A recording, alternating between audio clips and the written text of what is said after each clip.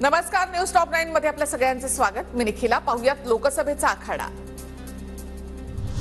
India आघाडीचा शिष्टमंडळ राष्ट्रपतींना उद्या भेटणार। मतदानाच्या वाढत्या टक्केवारीच्या आरोपांवरून राष्ट्रपतींची भेट घेणार। मतदानानंतर जाहीर होणाऱ्या टक्केवारीमध्ये 1 ते 2 टक्केवारीचा फरक असू शकतो, मात्र 10% फरक असल्यामुळे निवडणूक आयोगावर संशय।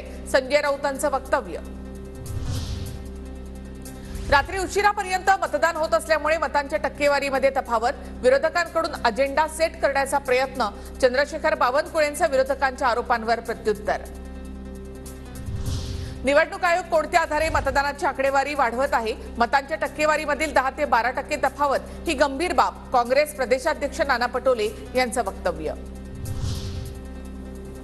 शेवटच्या तासामध्ये 10% मतदान वाढ कशी? बुलढाण्याचे अपक्ष उमेदवार रविकांत तुपकर यांच्याकडून शंका व्यक्त।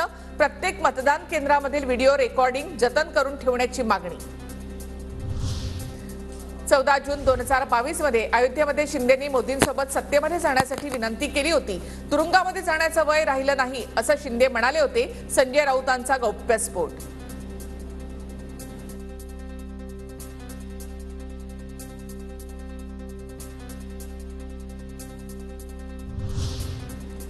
एकनाथ शिंदे सर्व उघडपणे करतो, वडेट्टीवारांना माहिती आहे का? माहित असेल तर सोनिया गांधींना माहित असेल। मुख्यमंत्री शिंदेंचं प्रत्युत्तर।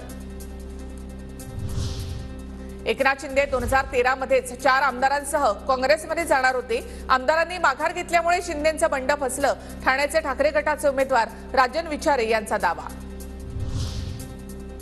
एकनाथ शिंदे आमच्याकडे येणार होते, वरिष्ठांमध्ये चर्चा होती। राजन विचारे यांच्या दाव्याला काँग्रेस नेते विजय वडेट्टीवार यांचा दुजोरा।